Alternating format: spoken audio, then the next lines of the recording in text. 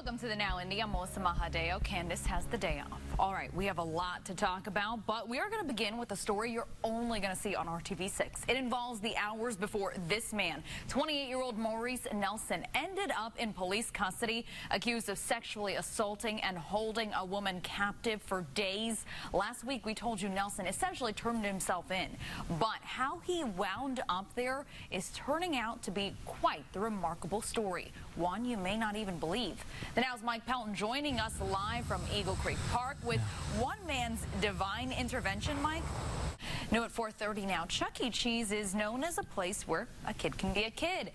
But tonight, parents are not kidding around after learning of a new store that's being allowed to open up next door. It's a store RTV6 has learned even has a city councilor fighting against it. The Now's Ann Kelly is along 82nd Street in Castleton to explain. Welcome back. Right now, we need you to take a look at this video here. Indy Metro Police now searching for a driver from a hit-and-run crash on North Meridian.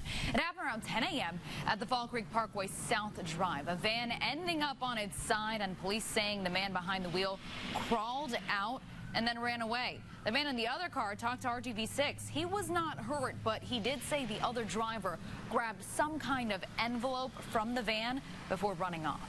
Thanks, Kevin. Speaking of thunderstorms, you've seen the pictures, you've seen the videos. After being pounded by severe storms and tornadoes in recent weeks, the city of Kokomo is on its way to rebuilding. Today, Governor Mike Pence requesting federal low-interest disaster loans for Howard County.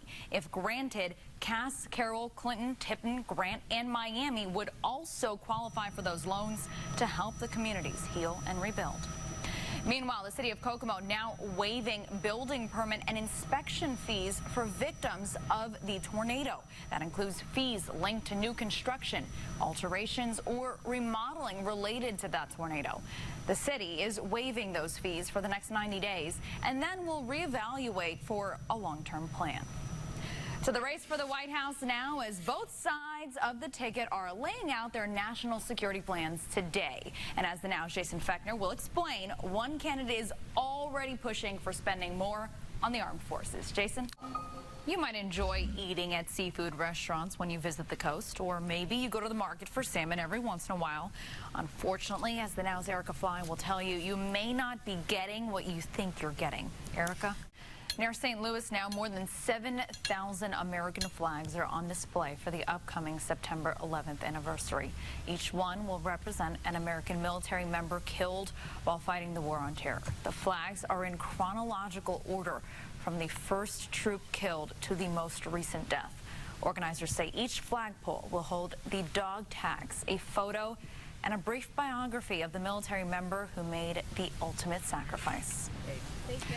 Get this, the hockey coach for the Team USA says he will bench any player who sits during the national anthem. His comment is in response to this protest by Colin Kaepernick. We've been telling you about it right here on the Now. He's protesting racial injustice.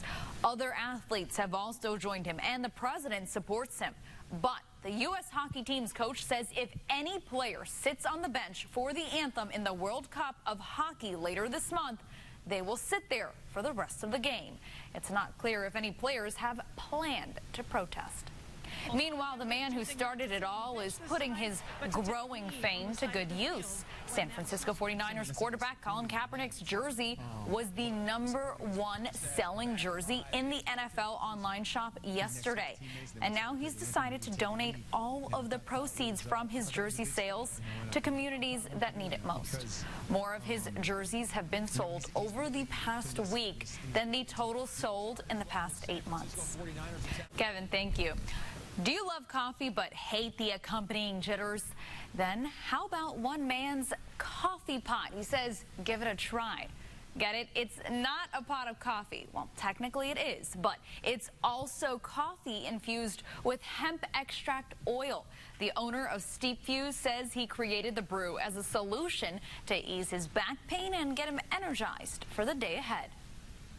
So every morning, first thing, I would have my CBD extract and then my tincture, and then immediately chase it with coffee to get the horrible taste out of my mouth, and then I just had this aha moment. You get 45 servings per pound and 450 milligrams. We pack it in there. Steep Fuse says the Cup of Joe will also help with pain, anxiety, and even hangovers. For the first time today, we're getting to hear from the newest cast members of Dancing with the Stars. A new line of famous faces joined the party for the 23rd season of the show, including Indiana native Kenneth Babyface Edmonds, who will put on his dancing shoes. And IndyCar driver James Hinchcliffe's partner, Sharna Burgess, she says she was surprised by his dance moves despite his self-deprecation. I kind of having to meet halfway. So who will take home the mirror ball? Well, get ready for a brand new season of the biggest dance party on the planet. It's coming to you this Monday at 8 p.m. only on RTV6. Mike, thank you. Many people who get arrested in Indiana will now be released without bail thanks to a new ruling from the Indiana Supreme Court. The change is meant to protect the idea innocent until proven guilty, letting arrestees who do not pose a public safety risk walk free without having to pay that expensive bail. The ruling is effective immediately in Allen, Bartholomew, Hamilton, Hendricks, Jefferson, Monroe, Stark, and Tipton counties. And this will expand to all Indiana courts on the 1st of January 2018. Breaking developments in the sudden shutdown of ITT Technical Institute. Employees are now filing a lawsuit against ITT, saying they did not get their required 60-day notice for the mass layoff. As we've told you on the Now, Carmel-based ITT Tech closed down all of its campuses this week after the Department of Education refused it federal loan funding.